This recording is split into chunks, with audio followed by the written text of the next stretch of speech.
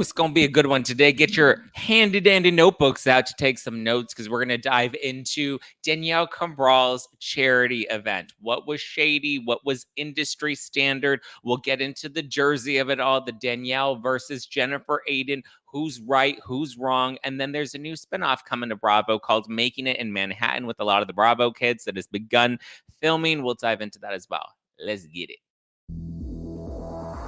You're listening to No Filter with Zach Peter, your go-to source for all the latest pop culture and reality TV tea, served fresh all week long. Now, let's dive in. What up, guys? Welcome on in, welcome on in, welcome on in. Happy Monday. I hope you had a great weekend. I had a family weekend.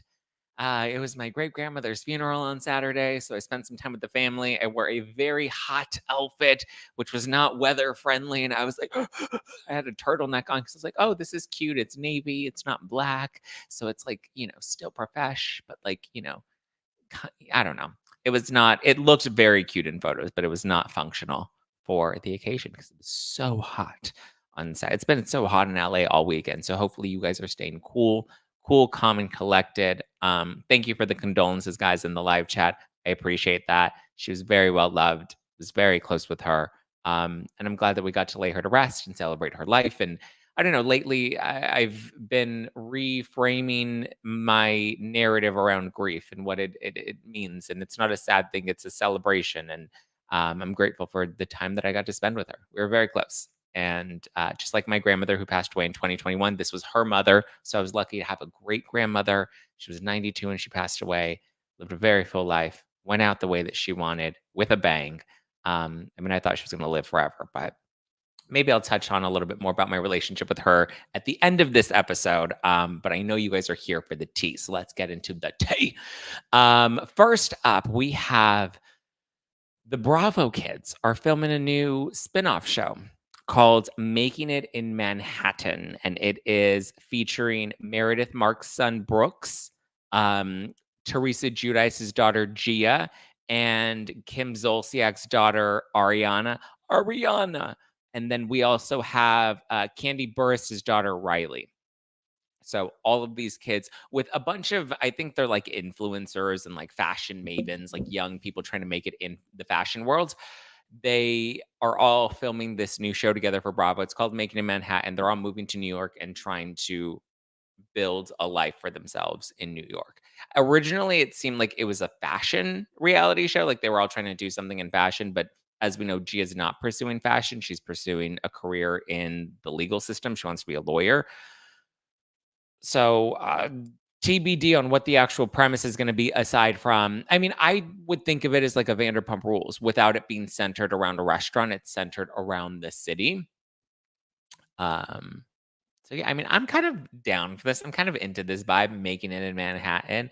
It seems interesting. Meredith Marks was just filming with them over the weekend. We saw Brooks filming. We saw Kandi's daughter, Riley, filming.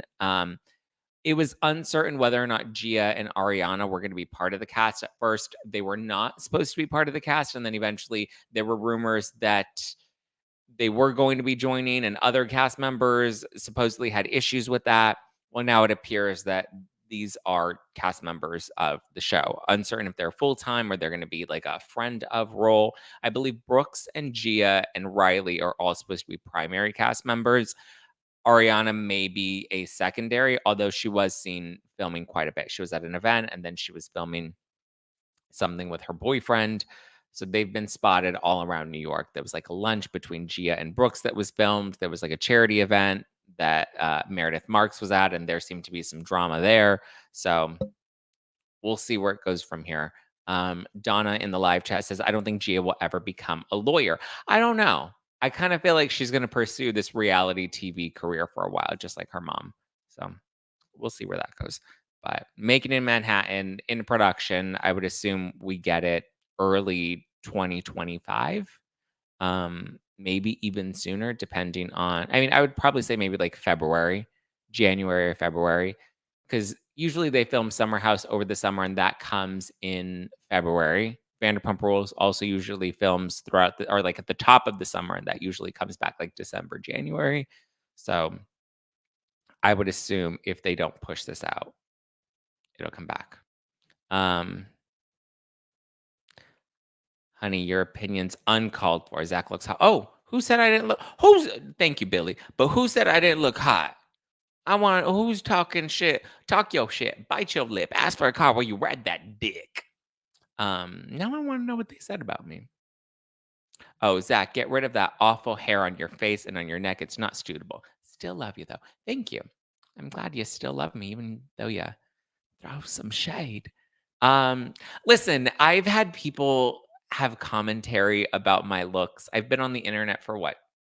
Since I was 15. So 16 years now I've been on the internet and heard people's shit that they've talked about me, whether it's my body, my face, my hair, whatever it is. I kind of just at this point tune it out and only take what makes me feel good and confident about myself.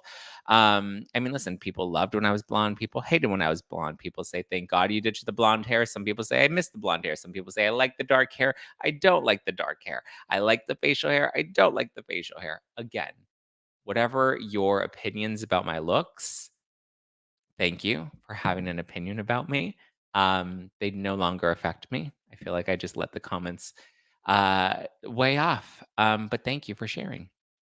That said, should we? I guess we can start with Jersey.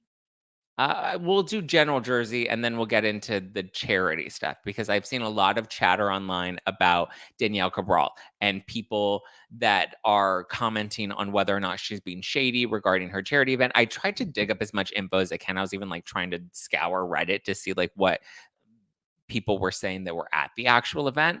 And it seems like there's a lot of just I'm Team Teresa and Team Jens. I'm going to hate on Danielle without knowing the facts or the details. So let's start with my general thoughts of Jersey. This was a good episode of Jersey. We're finally starting to pick things up. Things are getting spicy. It's getting very Patterson up in here. We have Jackie and her new friendship with Teresa. So we'll start there. I agree. And we finally see it in this episode. All the tree huggers beware. We see it in this episode where Teresa basically says she's befriending Jackie because she wants to take down Margaret. Very clear, right?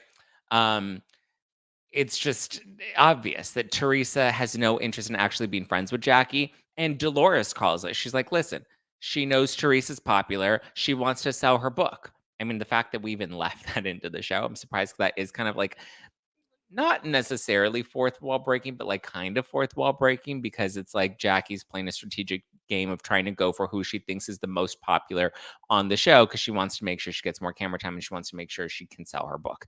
And having Teresa on her side to help push her book sales is obviously going to be beneficial in the end, right? But Dolores is like, Jackie talks shit. She talks shit about everybody. Teresa knows that. And Teresa doesn't seem, I mean, I know they're like friends now and they like see each other around. I think it's all leveraged. I don't think it's that real. I don't think their friendship is genuine at all. Jackie's never liked Teresa and she's had very strong reasons as why she doesn't like Teresa. So I wouldn't assume that that would change so quickly and so suddenly over um I don't even really understand the fight with Margaret other than like it's about the book and Margaret's like you didn't give me a copy of your book and Jackie's like you said that I got this book deal because of you and I don't know, it's strange. But I mean listen, Jackie's trying to cling on to any sort of connection to Real Housewives of New Jersey because that's her best bet at having any sort of, career longevity. She wants to be famous. It's kind of obvious. I think when Margaret said on the after show last week that Jackie is a fame whore. I don't disagree with that. I mean, I think to a degree they're all sort of fame whores. None of us put our lives out into the world in a public forum, whether it's reality television or on the internet, if there wasn't some level of ego and, a layer of narcissism in there because we think that we're important enough that people are going to care about our opinions, our looks, or our lives. So I don't disagree. I think anybody that puts themselves on reality TV or anybody that puts themselves on YouTube and podcasts here, you're a bit of a fame whore, right? You want the attention. Otherwise, you wouldn't put yourself out there in the public. So I think Jackie is just really hungry for it. And especially now that she doesn't have that um, full-time spot, she's fighting for it a lot more. And here's the other thing, and I can talk about this in relation to my own experience having and struggling with eating disorders in the past and having to seek treatment and doing all of that stuff. When it comes to Jackie, I think now that the eating disorders kind of feels for anybody that really understands eating disorders, that it's about control. And so I think in this reality TV world, there's always an objective. You're always trying to gain something. And so when it comes to eating disorders, you're trying to focus on your weight, focus on the number on the scale, focus on your BMI number. There's a very clear goal that you're trying to reach. And I think that pursuit of something is something that Jackie is now seeking out in fame. She wants to be famous. She wants to be, she wants attention. And so she's seeking out that fame. She's in pursuit of no longer a number or a size, but now it's in a level of status. Now it's in, a level of achievement. I don't even think her book made the New York Times bestseller list. So much good Teresa did her. But those are my thoughts on Jackie. Let's talk about Jennifer and Danielle. Let's start with the fight. Okay, we'll start there. So when it comes to this fight that they had, this altercation it was Teresa's party, right? Is that where? Yeah, we were at Teresa's party. That's why Melissa wasn't there. So we're at Teresa's party, and we have Danielle and Jennifer. They're getting into it about this charity event. Now, here's the reality. If you watch the clip, it's very clear. Yes, they're getting in each other's faces. You can't say Danielle was getting in Jennifer's face or Jennifer was getting in Danielle's face. They were getting in each other's faces. They were both. Rewatch the footage. Shut the fuck up and rewatch the footage, right? Because I already know people are going to talk shit about it. They're like, no, Danielle did this. Teresa did this. Jennifer did this. Jen Fessler did that. Watch the footage. They are both leaning into each other. I have no skin in this game. I have no side to pick in it other than what we watched on the television show. It's caught on camera. We saw it all unfold, right? They're going at each other. They're raising their voices towards each other. They're leaning in and out. They're bobbing in and out, right? They're playing a little tango. They're dancing to the tango and they're doing a little cha-cha step, forward, back, to the side, real smooth. Drip, drop. No, I don't. What are the electric slide? I forgot the word. It's been a minute. But so anyway, we do see, you can't deny this. Jennifer does put hands on Danielle first. She shoved her. It wasn't like a little tap. It wasn't like a get out of my face. It wasn't like you're getting into my space, so back it up. She full on leans in and shoves Danielle. Danielle then reacts by grabbing the glass that's on the table and smashing it into the side of Jennifer Aydin's head.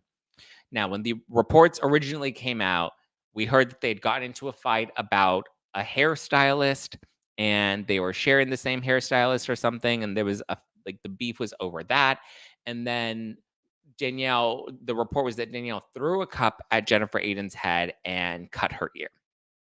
We don't see any blood. We don't see any cuts. It's possible because I remember I heard when I heard that she threw a cup at her and it cut her, but then I heard it was a plastic cup and it wasn't a glass. I said it's probably one of those short cocktail cups, right? They're plastic. They're clear. They look like the clear crystal plastic cups, right? So it's like a clear. It's supposed to like emulate a crystal glass, but it's plastic. It's clear and it's short. It's not like the tall cups. It's not the red Solo cups. We're not in Patterson. Teresa's moved to a new zip code, so she ditched the red Solo cups. So they're the little plastic ones, and they're thick, right? So when they crack, yeah, you can probably get cut. And so that's what I said probably happened. She probably hit her with the cup, and it was probably one of those plastic ones. And when it breaks, it is kind of sharp. It's not like super blade sharp, but it's sharp enough that it could cut you. And so that's now what we see she actually grabbed. It was on the table. She just grabbed it and slammed it into Jennifer's head. Some people were saying, oh, well, that could have been a glass. And if it were a glass, it could have really injured Jennifer. And I'm like, okay, well, first of all, they're drinking out of these glasses, these cups throughout the night. They know it's a plastic cup and not, a Baccarat glass. Okay. It's not a crystal glass. Okay. It was very clearly a plastic cup that had a drink in it. Now, people are now like, well, Jennifer or Danielle Cabral is the one that caused the assault. She's the aggressor. I'm like, no, she's not the aggressor. Jennifer Aydin put hands on first. Even if Jennifer tapped her on the shoulder, she still made the first contact. Whether Danielle was getting in her face or Jennifer was getting in her face, Jennifer made, this is very clear. You see it on the footage. Jennifer Aydin shoved Danielle. She put hands on her first. Danielle reacted. And people are saying, well, Danielle shouldn't have reacted. Here's the thing. When you push someone, when you put your hands on someone and you assault them in that way, because what Jennifer Aydin did was she assaulted Danielle, they are going to have a reaction. And it doesn't always have to be a violent reaction, right? But a lot of times when you're in that moment, your fight or flight kicks in. Some people flight, some people fight. Danielle Cabral is clearly a fighter. When your fight or flight kicks in, your body just reacts on impulse. You're not thinking, oh my God, this person just pushed me. Let me grab this glass and smash it into her head to teach her a lesson. The reaction was literally instant. It was impulsive. She just grabbed the glass and immediately, like it happened, it all happened within a matter of seconds. This wasn't premeditated. It could have been premeditated on Jennifer Aydin's part because you see her antagonizing Danielle and you see Danielle getting more and more amped up. Now, I can say that we do see Jennifer antagonizing Danielle because Jennifer Aydin has a history of this. It happened when they were on with Melissa Gorga twice, actually.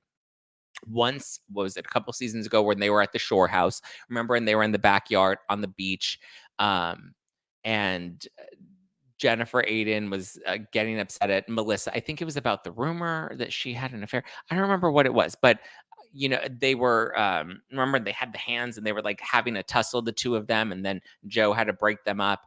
That was the first time. And then the second time they were on their cast trip. Remember, they were all at the table. Danielle Staub was there. And Jennifer Aydin broke the glass, and then Melissa reacted and like was getting in her face. She's like, you got the wrong girl. And then Melissa walked out of the scene. And then even Dolores was like, don't you ever break a glass in front of somebody like that. But like, Melissa should have smacked you across the head. And Jennifer's like, I didn't do anything. And she was all drunk. Jennifer Aydin has a history of provoking other people and pushing them in that way, right? In this case, she also put hands on Melissa at the shore house when we go back to that season where they got into it. I think that was like a season or two ago. So here's the thing. Jennifer has a way of doing this. And also, if you pay attention during this altercation between Jennifer and Danielle, not only does Jennifer Aydin look at the camera and kind of give a little smirk as like she knows what she's doing, but even after that, she had a smile on her face and she's like, it tasted good, baby. We also saw what happened at BravoCon when Jennifer was over there poking at Joe and Melissa. And I mean, we saw the footage. She threw a glass at them. So Jennifer Aydin has a history. She does. That's the thing. She has a history of provoking people. She has a history of, getting into people's personal space. She's always been a messy drunk. That's just who Jennifer Aydin has always proven herself to be. So I understand why Bravo decided to put the two of them on pause. They probably wanted to review the footage to see what actually happened and to see how bad the altercation actually was. It wasn't bad. Nobody really got hurt. Like I said, we didn't see any blood. We didn't see that Jennifer got cut in any way. We didn't hear about that. Jennifer was kind of like laughing about it afterwards. Mostly the fact that she was able to get Danielle to react in that way. Which it wasn't like she prompted Danielle. It wasn't like a nah, I'm not touching you. I'm not touching you. I'm not touching you. And then Danielle reacted. No, Jennifer Aydin put hands on Danielle first. Period. End of story. That is a fact. Can't dispute it. Danielle exits. Teresa's like, I didn't see anything. And it's actually true because if you do, again, pay attention to the footage, Teresa's not, you can see Teresa in the background and she's not actually paying attention to what's happening. She sees them fighting in the moment where Jennifer pushes Danielle. So if you're not actively looking at them in that moment, then, the reaction you see from Danielle looks like Danielle was the aggressor when it really was Jennifer Aydin. So, reality TV lover says, when was Danielle fired? Danielle's not been fired. Donna says, where I come from, Jen and Teresa are a dime a dozen. Yeah, I believe it. Was anyone fired? No. Donna Turner. No, nobody was fired. They were paused for a brief minute after it happened, and I believe it was so that the footage can be reviewed to see like what happened. they were only paused for a few days. And I believe it really was just to review all of the footage, see what happened, see who was in the wrong, was anybody injured? Could this be a liability issue down the line? Which it does not appear to be. They were both fighting and getting each other's faces, yada, yada, yada. So I think Jennifer Aydin was in the wrong. She wanted to provoke Danielle. She got the reaction that she wanted. Now, let's get into what the fight was actually about. And it's about this charity event that Danielle Cabral hosted, not during the season, but in the off season. Teresa attended the event. Jennifer Aydin attended the event. And I believe Dolores was also there. It was Danielle Cabral's event. It was a charity event. And this all started because the hairstylist came out and said, "Oh my God, I did her hair for free, and I bought a VIP ticket, and there was a VIP area that I was supposed to have access to. I did not have access to that VIP area. When I went into that VIP area, I was asked to leave that area." Now, I have a lot of feelings about this, and I'm looking at it from a couple of different angles because, for those of you that are unfamiliar, my background is in nonprofit fundraising, specifically celebrity nonprofits. So I've worked with a number of different charities, a number of different organizations. So I want to be very clear that any of my commentary about my experience working in the nonprofit sector is not specific to any one charity. It's based off of my experience overall in a variety of different settings. I just want to throw that out there. Okay. Disclaimer, I'm not speaking about any specific person or charity specifically. That said, um, the hairstylist was upset that she got removed from what she called the VIP area. Now, when we have events like this and we do have talent, yes, there is a VIP area where people that purchased VIP tickets, they have access. Now, on top of that, we also have separate areas. Usually it's a booth, usually it's like a sectioned off area, sometimes it's its own like room, but there generally is a like not an ultra VIP, but like a talent VIP section. Okay. I even do this at the Bourbon Room, right? So when I host my shows, and again, it's because I have the experience that I know how to run a show with talent in it. So even at the Bourbon Room, for anybody that's ever been to the Bourbon Room, there is a side section. There are two on each ends of the showroom. There are sectioned off areas that are on, one is on the stage. It's like part of the stage. And then the other side is like a booth that's in, a tiered area. So you walk up the stairs a little bit and then it's like a sectioned off booth. So typically that's where I will have talent that's in my show seated, right? It's not on the floor. However, we do sell general tickets. We have VIP tickets. We've even had ultra VIP tickets, but the talent section is always separate from VIP, ultra VIP, and general GA, right? You do get perks of having a VIP ticket, but generally, and it's mainly to protect the talent. So when Danielle Cabral says that they had their own section, it was a safety concern.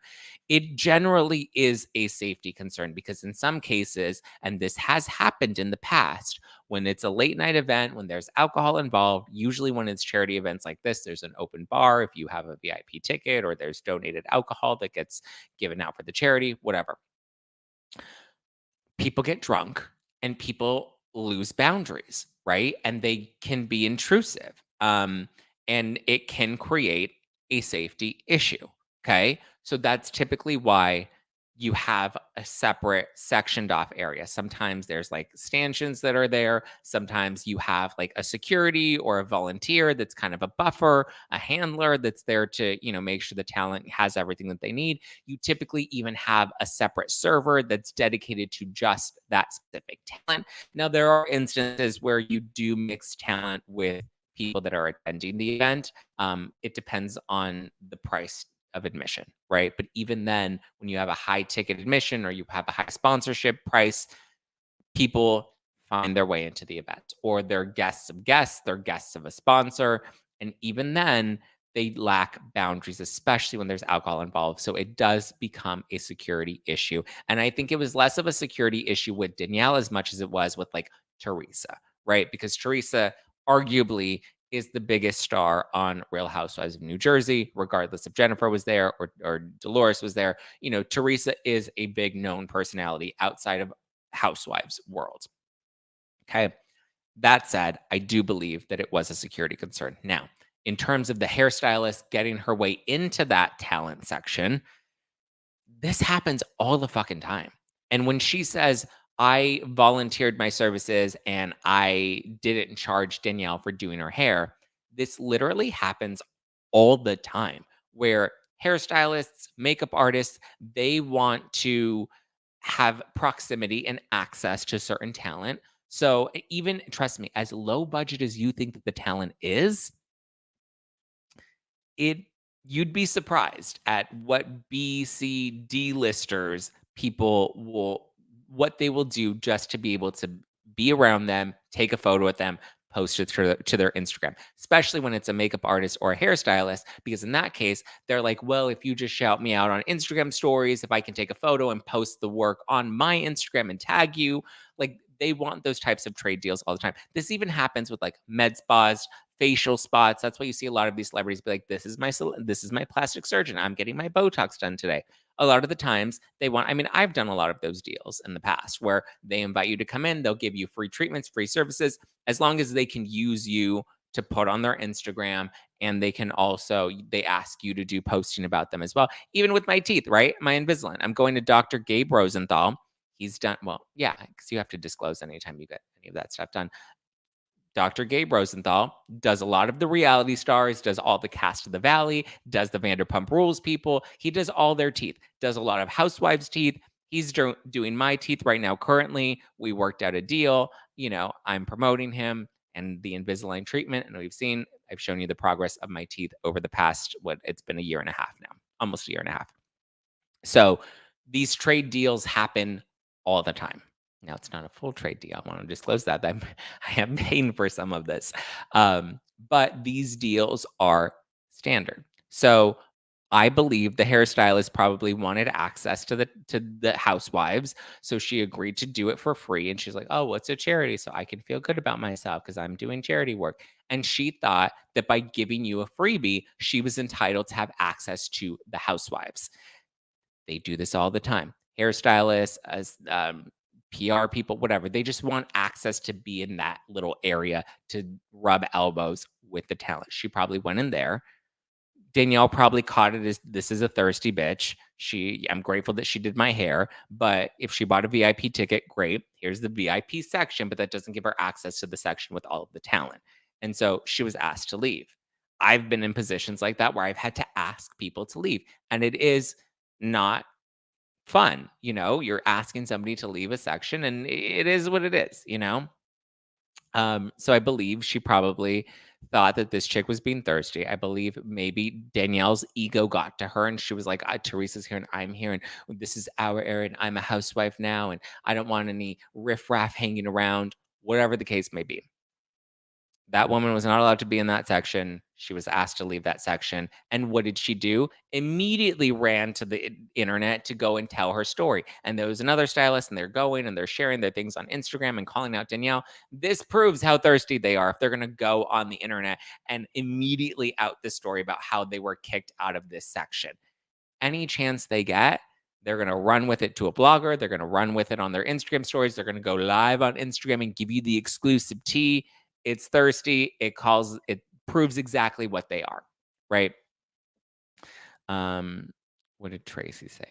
Tracy says, they were on the step and repeat taking pictures with fans for over 90 minutes for free. Mind you, this event was held before Danielle's season even aired. It would have been the classy thing to do. What would have been the classy thing to do? You can say the same about every woman on that show. Come on, Danielle exudes class through and through. I'm not saying Danielle's classy. Listen, she's a Staten Island. She's a Jersey chick. That's like being like, oh, nobody on Jersey Shore is classy. Teresa's not even classy. Come on. Melissa's not even classy. Like they have their moments where there's a little bit of elegance that some of them have learned. They've polished themselves off a bit, but they still have that to put businesses on the step and repeat. Okay, well, let's talk about the step and repeat piece now, because Jennifer Aydin was complaining that they didn't put Bill's plastic surgery, Aydin plastic surgery, on the step and repeat, because Jennifer's like, we came, we volunteered our time. They could have at least put our logo on the step and repeat. This is a real hot button for me, because this shit used to piss me off all the time. People come to these events, want to be a part of these events, and have an expectation that their logo deserves to go on the step and repeat. Okay? They ask for it all the fucking time. Let me be very clear with you guys. When we ran these events, when I was part of these events, even with my live shows now, when I have sponsors, anybody that has a logo that goes on the step and repeat is actual paid money. Okay.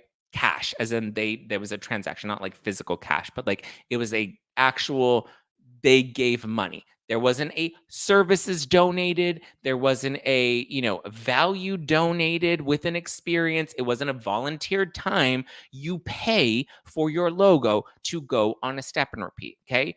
Even with my events, like it's like a minimum of like 2,500 to have your logo on a step and repeat, up to like tens of thousands to have your logo on a step and repeat. And here's the hard thing: when you have somebody that's paying $10, $15, $20,000 to have their logo on a step and repeat, that's, you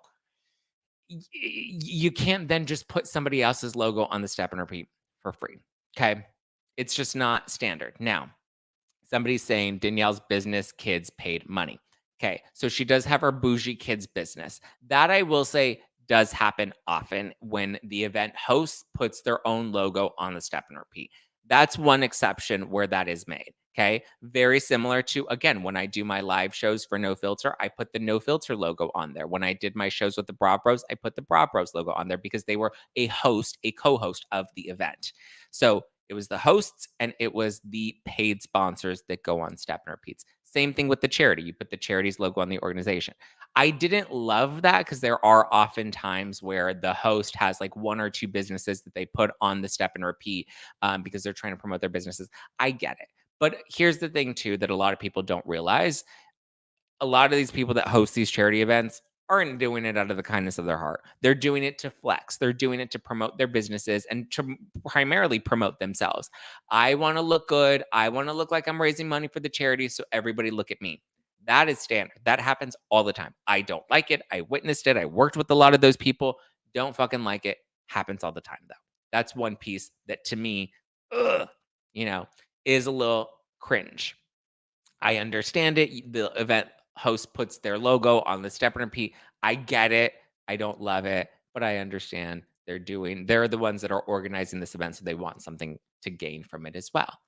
That's not the reason to be doing it, but whatever. So Jennifer Aydin asking to have her logo on the step and repeat because she showed up to event, I call bullshit. No, I would not do that as a charity organizer, as somebody that worked in the nonprofit sector. I would not just put your logo on the step and repeat just because you showed up to the event. Even if you donated product, it was very rare that your logo made it on the step and repeat if you didn't make a cash donation to the charity as well. It's a sponsorship. That is an earned status because you're going to have talent that's taking photos on that step and repeat. So if every person that donates, some chips for a gift bag or donates, whatever, like it's not standard. The only other time that does happen, sorry, I will correct myself. The only other time that it does happen where it's not a cash donation, but it's a product donation is alcohol. Because a lot of the times, alcohol brands, liquor brands will donate to cater open bar for the entire event, for the entire night. That is very expensive. That's one of the very rare exceptions where a product donation gets their logo on a step and repeat. It's either the host or an alcohol liquor brand that covers open bar for the night. Not always. Alcohol brands don't always get their logo on there, but a lot of the times the alcohol brands do fight to have their logo on the step and repeat. It's not always standard, but that is one of the few times that I have seen that exception as well. Okay. Yes, it is a write-off too, Laura. Charity events are write-offs. So if you donate anything, whether it's a product or a cash sponsorship, that is all technically a write-off. You can write that off on your taxes. Like if it's product that you're donating, then you get the value of the product. The organization has to provide you a donation letter that says this is the value of the product that we received. So that value is what you can write off on your taxes. Jennifer Aydin wanting your logo on step bullshit. Thank you. Next. Now, when it comes to Danielle, because she says Danielle was paying herself, or that Danielle, she's like, I got you guys all car service. And then Jennifer's like, you got us all car service. You had that covered. You had that paid for, or whatever. Now, Danielle says that she didn't have the car service donated. She paid for that car service herself directly. Jennifer says that Danielle paid for things up front, yes, but deducted those expenses in what was raised for the night. And people are very up in arms about this. What's the point of putting on a charity event if you're going to deduct the expenses at the end? Here's the thing. Surprise, shocker, that's one of the most standard things in the nonprofit world is the expenses always get deducted from what is raised that night, and whatever is left over ends up going to the charity. Happens all the time. Happens with pretty much every charity event. It's very, very, very rare. And I've seen it on both sides where I've seen event hosts that cover all the expenses. That's an anomaly. Doesn't always happen. Very rare that that ever happens. Because here's the thing, rich people are cheaper than broke people. Tell you that right now. Okay. They don't want to spend money on anything, and they want to get the most value for putting in the least amount of effort and the least amount of money. So that happens very, very often. Even when it comes to the paid sponsors, oh my God, the expectations that they have for giving you any sort of money. You would think, oh, they're donating this money because they get a tax write off and they want to do something good for the charity. No, they want perks and benefits. Like if I donated this amount of money, then I should be able to sit here and do this and say this and treat you however the fuck I want to treat you because I gave you money. And it's like, oh, so you don't care about the charity. You care about the status. You care about how it makes you look. You care about your, the number of sponsors and people that trust me, if I didn't sign NDAs and I could write a fucking book about it, you would be shocked. Shocked. Okay, this is a good point here. Trisha says, did Danielle also pay herself a sponsor fee? That's something that's out there too. I've heard this, not a sponsor fee, but what's going around is that Danielle didn't just pay for the expenses through deducting it from what was raised, but that she paid herself an appearance fee. As far as I know, there's been zero confirmation that that is true. And the only person that would know that is true would be Danielle Cabral. And if she had a bookkeeper or, an accountant that managed all of that, if it wasn't her. So an accountant wouldn't be able to take that information without breaking confidentiality. So as far as I know, that's not a real thing. It's a rumor that is out there. There is no evidence or proof that that happened, that she took an appearance fee. We also don't know what expenses were donated, like what services were donated and which things she personally spent money on and deducted. In the footage, you do see Danielle saying, I paid for the car service myself. And then Jennifer's like, and you deducted it. Danielle didn't have a rebuttal to that, but she didn't say, yes, I deducted it, or no, I didn't deduct it. So I would assume she probably did deduct what she spent. She took it back. Why she would need an appearance fee, I don't know. Again, there's been no confirmation of that. And I know there have been plenty of times where people have gone on Reddit or people have gone on Twitter and they speculate or they draw their own conclusions, or they're like, I kind of heard something, and then they run with that and it becomes a game of telephone, and then it gets taken out of context, and then it becomes this big rumor that everybody's talking about. As far as I'm aware, she did not pay herself an appearance fee. Do appearance fees happen at charity events? Yeah. People like Farrah Abraham. I mean, the number of times when we've asked celebs to come to a charity event, to support it, to lend their name to it. A lot of the times you do provide car service for them. Sometimes they ask for glam to be covered. So you have, you pay a hairstylist or a makeup artist to come and do their hair and makeup. Car service, you cover their tab for the night, food, alcohol, whatever. They usually have their own handler. Usually, a lot of times those handlers are paid. A lot of times you see people working at these charity events, they're often being paid. There volunteers are far or few and in between. And the reason a lot of charities don't like to rely on volunteers to come and do the events is because they're not getting paid. They're doing it out of the kindness of their heart. So they don't have the priority of actually showing up. And a lot of times people commit to volunteering and don't actually come and volunteer. And you don't want to be short staffed. So you do hire people to work these events. It's kind of the reality of it as well. Shelby says she doesn't have a manager. LOL. She definitely took it. We don't know that though. Jean says, of course the expenses are deducted. I'm 100% sure that Jennifer has done the same thing at whatever charity events she's hosted, if she ever hosted one. Yeah. That's standard. I mean, the number of people that are like, I want to come to your organization and I want to host a charity event and I want to do this, this, and that. And then they're like, and I know this because when I started fundraising, I was in high school and I started putting together charity events just to fundraise on my own. I mean, they were much smaller events, but like we still raised a couple thousand and whatnot. I would try to get everything donated so that we didn't have to pay for any expenses. And I was under the impression that you pay for the expenses yourself because you're trying to raise money for the charity.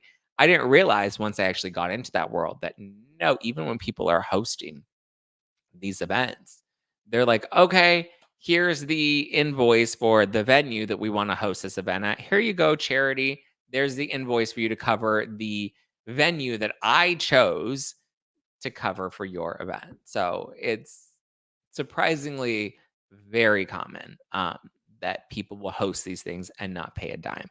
I would be surprised. Jennifer Aydin, I'm sure, knows that all too well with events that she hosts, right? That's why it's always better to have it be a charity event rather than just a standard event. Because if it's a charity event, not only do you get to write off any expenses that you do have, but then you get to have it deducted from the total amount that was raised at the end.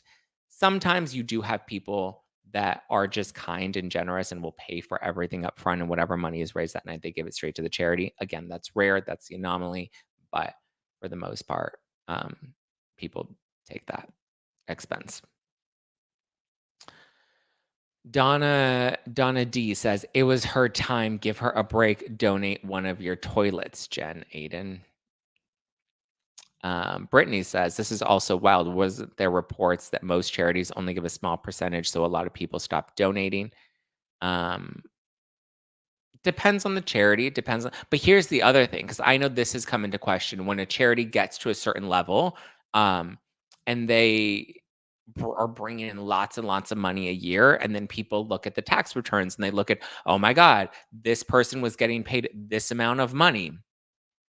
This executive was getting paid, X number of dollars. Now, a lot of the times, not that I'm defending it because I don't like when I see, even with my salary, when I would work for different nonprofits, I never asked for more than I thought, was fair. And even then, it was low considering what other people get paid. Because again, to me, you do it for the charity, right? That's the priority. But when it comes to salaries, a lot of times they take a percentage of what's raised for the year. So let's say they're bringing in $10 million a year, and that executive gets a 10% of, 5 million. That's what, 500,000, and that's their salary for the year. 500,000 is only 10% of that 5 million, but it is really high. So when you're like, oh my God, they're taking that amount of money. Like sometimes I'm like, yes, just because you can take 10% doesn't mean you should take 10%. And so, but people don't realize how ego driven and selfish a lot of nonprofit work actually is, believe it or not. Trisha said, dang, I'm missing out when I volunteer. I don't get paid. Listen, that's the thing. Most people volunteer with a good heart and they don't realize. But when you work on the other side of it, when you see how the sausage is made, you realize how much all of this other shit is so standard. And how many people don't do charity for charity. Nidshot says, I guarantee you if Jen pays anything out of pocket, she might not take the money raised. Bill is deducting it out of their taxes. Exactly. Well, here's the other thing. That's how you get around when they have these big extravagant parties. They usually have these big like holiday parties at the end of the year, usually those parties are for their clients, right? And their clients are their friends. But so if it's a company party, if it's a business event, then therefore it's not a personal party. So they can write off those events, they can write off those expenses. So yeah, even though it's not a charity event and there's not somebody that they're deducting those events from total raise because you're not raising any money because it's a for profit or just like a party, usually they get to write all of that stuff off because it was a company party, it was a business party, it was with their colleagues, their clients, their partners, whatever. It's all very sticky. Laura said, "So does the charity get very much at all? It seems like a lot of expense." They can, yes. Because here's the thing: if these events are raising a lot of money, which is ultimately the goal, you want to raise enough so that you keep expenses down to like 10 to 20%. That was always a priority for me, was how do we keep expenses down as low as humanly possible? And I would negotiate. Even now when I think about it, I'm like, my God, the rates and the prices that I would negotiate things down to, I now look back and I'm like, I can't believe I had the gall to ask them to give us that price. And a lot of the times, if you negotiate well, you can get those prices to come down very low. I am somebody that was a very hard negotiator, and I would negotiate down as low as I possibly could to make sure that those expenses were very low in comparison to the profit margin. So it just is a matter of how much you spend on putting on the event rather than and making sure that you raise a lot the night of. So when it comes, and that's why you need a variety of ways to fundraise, right? Live auctions, silent auctions, raffle tickets, all of that stuff.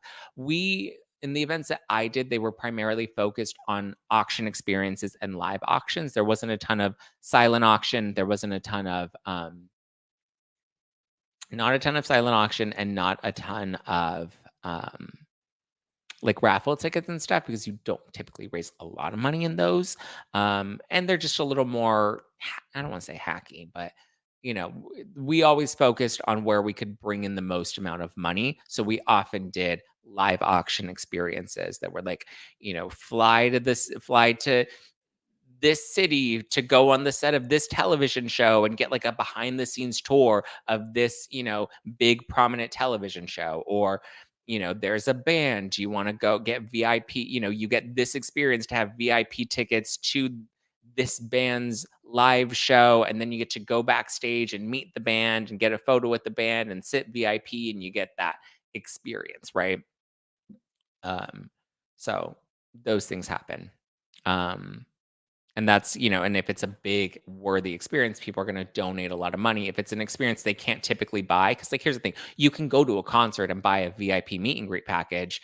And those are fun, right? But like those VIP meet and greet packages, you go and you meet the artist, you meet the band for 2 seconds, and you're in a group photo with sometimes other people that get looped in. And it's literally a 3-second experience that you have. That's a quick flash of a photo. Hi, nice to meet you. Thank you for coming. Whereas when you do it for charity and you get the experience of it, you get a backstage tour, you get to see their room, you get to meet them. You typically get like 5 to 10 minutes before a show. So the experience itself is more valuable. And so a lot of people spend a lot more money. Now we have had instances. There was one instance where I remember we had, because like I said, people do a lot of this stuff for ego and for um like to look good. And this is something that would piss me off too. And we would do live auctions. And this is why you would want to charge the people on the spot at the event, right? You don't want to wait until afterwards or whatever, because you want to make sure that transaction is done in that moment. So one thing that I remember happened one time is we had, this guy, he came in, he bought a package, or he made a donation for this specific package, and the package was $20,000, right? And so I went, charged his card, charged his Amex $20,000, and then a couple weeks later found out he'd reversed the charge. He called Amex and said, "No, this is a fraudulent charge. Reverse it." Reversed the charge. Took that money away from the charity. However, he looked like a big spender in front of all his friends because he donated his $20,000 and showed everybody that he could just drop 20 grand on the spot for an auction item like that. So I'm telling you, shady shit happens all the fucking time. But to answer your question, Laura, yes, charities can get a lot of money. It just depends on how the events run. And how low the expenses are. Shelby says, how does it work when Bravo films the charities? Doesn't Bravo pay for certain parties or not for the charity? You'd be surprised. Bravo doesn't pay for as much as I think. The networks don't pay for as much as you think the networks pay for. Um, and what they do pay for is usually out of like, we need to pay for extra catering because we have our whole staff that needs to eat and we're not going to expect the housewife to cover that. Or in some cases they're like, okay, we'll cover everybody's, flight somewhere, but it's only going to be economy. So if you want to fly that's not economy, if you want to fly first class or private jet or whatever, the housewives don't get things covered. Reality stars in general don't get things covered as much as people expect. Um, that's changed a lot. I mean, in the past, it depends on the value the network gets from that specific event, right? So, like when they're taking a cast trip to Ireland or to Switzerland or to Australia or wherever, I don't know, I'm just making these up. But when they take these trips out there, Bravo will typically make sure the hotel is covered and they'll make sure there's a sprinter van that they hire to get the housewives to and from because they're filming those things. But sometimes they have to cover their own flights. Like it all depends. But from my experience, when we've had our events that were filmed for Bravo, Bravo didn't pay for anything for the charity. Um, and that's not standard. Like Bravo, I want to be very clear. It's not expected that Bravo shouldn't pay for all of those things that the housewife is putting this on. Because then the other thing would be is the housewife would put on this big extravagant party, knowing that Bravo is going to cover the tab. Now Bravo does cover some expenses, but again, it depends on what's covered for like their production team. Mallory says, I was watching Real Houses of Atlanta season 1, and Deshaun was throwing together a charity event and had a goal of $1 million, and not one person donated. That's the thing too. You have to make sure you have the right crowd in the room. We've done that before. I remember there was a charity event that we did at the Brownstone in, I didn't realize, I think it's in Patterson, New Jersey, but we hosted a charity event at the Brownstone. Was not very profitable. Because the caliber of people that were in the room were not high spenders, right? And there weren't, even if you're doing like a 50-50 or raffle tickets, if people are only, donating $5 and they're all kind of cheap, they're all cheap and not really spending money. Like you want to make sure that when you're hosting a charity event, you have high rollers in the room.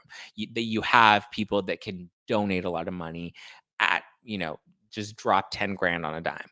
That's the kind of, people you want bidding on these auction items and that's why it was interesting too, because then there'd be people that are like, oh, we feel excluded from the charity events and we feel like we should be entitled to come to these events and we want to be part of these events, but we don't have that. We can't afford that specific ticket or price to get into that event. And it feels too exclusive and elitist. And it's like, well, you want it to be a little elitist. And I know that's not great to say, but it's like you do kind of want it to be a little elitist because you want that caliber of people in the room because they're going to donate a lot more money. They can donate a lot more money. They can afford to drop, 10 grand on a dime. Brittany says it was something about the homeless, not toothless charity. When Dorit came out and said on the show, blogs found out they donate only 10% of their donation money. Um, I haven't read that. I don't know where the blogs got that. Again, when you hear these things, you also have to factor in like the source of these things and who would have access to that information. Dorit, whoever's running her books, and whoever's running the charities books. Those are the only people. Like people can talk about any of the events that I've been part of, and they can make up their own figures because housewives have been there. Housewives have hosted them, with events that I've worked at in the past. Housewives have just showed up to them in the past. It's differed, but nobody has access to that information. So if somebody were to come out and say, "Oh, let's just take a random housewife," I don't know, how Miami housewife number 2 hosted this charity event for homeless, not toothless, and and somebody said that they only donated 10%. I'd be like, well, we don't know that because we don't have access to those books. So somebody can very easily say that without there being any actual proof or evidence. Shelby says Kim Key does that with her flowers. She donates them the next day for a write-off. Yeah, I mean, yeah. Anytime you donate anything, you do get write-offs. So Luciana says, I never go to these events. I always donate directly to the charities. If you are promoting a charity, I would simply go to the charity and donate. Most people that want to go to charity events don't go with the intention of donating. Again, which is why you do want it to be a little elitist, because at least if you know they can afford it, you can squeeze them a bit and pull on their heartstrings to get them to actually donate money. Whereas most people want to get in, and this happens so many times, especially with sponsors or like people that buy a table. They're like, oh, I'm going to sponsor $10,000. That comes with a table of 10 seats at this gala. Okay, cool. A lot of times they don't often have 10 close people that they want to bring, or only one person is the one that was able to afford the 10K. So they bring a bunch of like friends and friends of friends.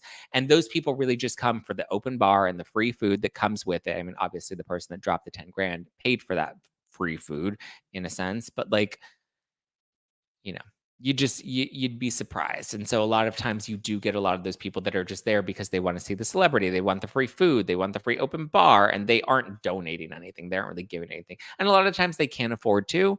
But just things to be mindful of. Shelby says, if you want to donate, donate to the local shelter, not to big charities. Most are just money funnels for friends. Not always, but a lot of times, yes, that does happen. Just make sure you ask questions. You know where the money's going, and the cause is something you really believe in. Nonprofit is the best racket ever. There is a reason rich people start them, and it's not because they're altruistic. I mean, I will say that there are people that are altruistic. There are people that are in it for the right reasons. Usually, though, when a charity does get to a certain status where you have multiple executives and multiple employees and offices in different states, that's where it gets a little more tricky. And that's where they start to lose control of the intention behind the organization. So that name just kills me. Homeless Not Toothless. It was so fun. I love that name. It's the best name ever. I don't think they should ever change it. Pamela says, and donate to charities before you die. Don't leave them in your will. My family has been waiting for over a year for charities to sign off on my great aunt's estate. Yeah. The Met Gala is an example of what you're talking about. It gives rich people access to major celebrities. Yeah. Yeah. And that's what most people want. They want that access. They want to say, I can rub. I mean, it's like buying a designer bag, right? Buying a designer belt, buying a Balenciaga shirt that says Balenciaga or Gucci. You're really just flexing on the fact that you can afford it. Same thing with charity events. I'm just flexing on the fact that I can sit at this table with this celebrity. I talked about this a lot with when Sutton Strack and Lisa Rinna were getting into it over the the Elton John AIDS Foundation event. And Sutton was like, I paid for the table that Lisa Rinna happened to be seated at. I was like, well, Sutton is a high roller. She's going to be able to afford a $10,000 table. They oftentimes not celebrities, oftentimes sponsors that pay for that table that comes with 10 seats, oftentimes they can't afford to, or they don't have enough people to fill all 10 of those seats. So, as a thank you to show your appreciation for them donating that money, when you do have talent coming, you want talent to sit at the tables that donated the most amount of money. So when you have someone like Lisa Rinna and Harry Hamlin who are on television, again, as A-list or D-list or F-list as you want to consider certain people, I remember one time we did an event where we had one sponsor and we sat a social media influencer at his table and he was happy. We're like, she's a pretty girl, she's young, she, is here to support the charity. We're going to seat her at the table because she came to come and promote and post about the charity and promote it on her social media. She has a lot of followers. He wants access to people that are important. She's technically, falls into the talent category. We're going to seat her at his table. He was so happy. He didn't know who she was. He just knew she was somebody that was quote unquote Instagram famous, and he was cool with that. Oof. Jean said, Zach, thank you for your perspective on the nonprofit charity world. Yeah, thank you. I mean, it's more than just perspective; it's also my experience. Pamela said that was a big beef. Oh yeah, the Sutton stuff. Lee says only 1% of Autism Speaks budget goes toward family services grants. Autism Speaks spends 20 times as much, 20% on fundraising. I hate it. Yes, but like again, you also have to put into context when an organization like Autism Speaks, it's bringing in millions upon millions upon millions of dollars. You have to I don't like Autism Speaks, I will say that, and I've worked with them in the past as well. That's one of the organizations I used to work with many, many years ago. Not a fan of their organization, won't attend any of their events or walks or anything, and I have a brother with autism. I have other organizations that I would rather support. Home Life Community being the current organization that I support because they are working on providing housing for adults with autism. My brother's now 22 years old. He's aged out of the school system. So, housing and job services for adults with autism, that is my priority. Um, but like an organization like Autism Speaks, you have to think if they're donating, if they're raising millions and millions and millions of dollars and they're only donating 1%, that 1% could still be millions of dollars that they're funneling back into services. Now you also have to factor in, well, they're a nationwide organization and how many people are they helping on a national level? But then you also have to factor in, well, they're a known organization and they do bring awareness to autism. And because that is as we're becoming more aware of what autism is, you do need organizations like that that, you know, bring a level of awareness and, access to services or community. I mean, these walks also bring together a lot of families where they can meet each other. There's different value, is basically what I'm trying to say. I don't want to entirely shit on Autism Speaks. I'm not personally a fan of them, but I'm just saying when an organization does get to that level, sometimes spending the money directly into services isn't always the total value that the organization can still potentially provide. Um, but you're not wrong. I mean, they don't donate a lot of their money back into services, and that is unfortunate because a lot of it does go to fundraising. But you also have to think, what do those fundraisers do? They provide awareness, they provide community, they provide you with access to local resources because a lot of vendors come to promote their ABA services or their higher learning services or their job search services. So a family member being able to go to the Rose Bowl in Pasadena to attend an Autism Speaks walk and have access to all of these different vendors, that's giving those families access to different services that are available. So there is other value that does get provided. Nicholas says, Zach, are you going to do a deep dive on the Valley? I hear rumors about Danny. Oh, what about Danny? I've heard some rumors, but what would you like me to deep dive about the Valley? I don't like doing I like doing deep dives. Yes, when there's something to dive into, right? A legal case, like when we dove deep into the Girardi stuff, when we dove deep into Rachel Levis's lawsuit against Tom and Ariana. I like doing deep dives that give us more insight into topics that we maybe aren't the most knowledgeable about, but could learn from. I like doing those types of deep dives. I don't like doing expository deep dives where we're like, let's do a deep dive on this person to find out all of the skeletons in their closet. Other accounts, other channels, other podcasts, that may be things that they do. I don't like doing the expository stuff because I don't know. To me, it feels kind of dirty. If somebody's um, what's going on with Rika and Tom? Who's Rika and Tom? So Tiffany says they funnel. I'm assuming you're talking about Autism Speaks. They funnel money, pay themselves, and for their lifestyles as well. Write it off and go back at the end of the year while acting as if they do so much for people. I mean, that's a reality. Autism Speaks is horrendous. Listen, I have my personal feelings to them. I'm not going to come on here and bash their organization. Like I've said, I'm not a fan of their organization. I wouldn't donate my money to them. I don't attend any of their walks, but I do like to at least look at the pros rather than the cons, right? Of what an organization like that can provide. And like I said, there is other value that can be provided that we can, still focus on, that there's at least something good. The revenge porn lawsuit should be coming up next month. Yeah, sometime in July. It's coming up. We'll see where that goes.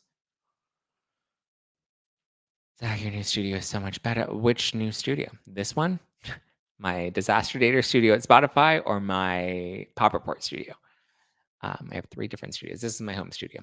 Zach, you should definitely watch The Perfect Wife. What is The Perfect Wife? What is The Perfect Wife?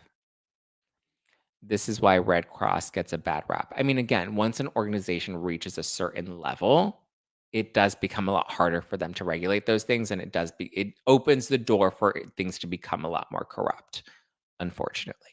And trust me, I've seen how easily it is to lean into the unsavory stuff behind the scenes. It's very easy, and I see how people fall down that hole all the time. It's unfortunate. I don't like it. I've seen it. I've, you know, I've been around it. It's not great, you know.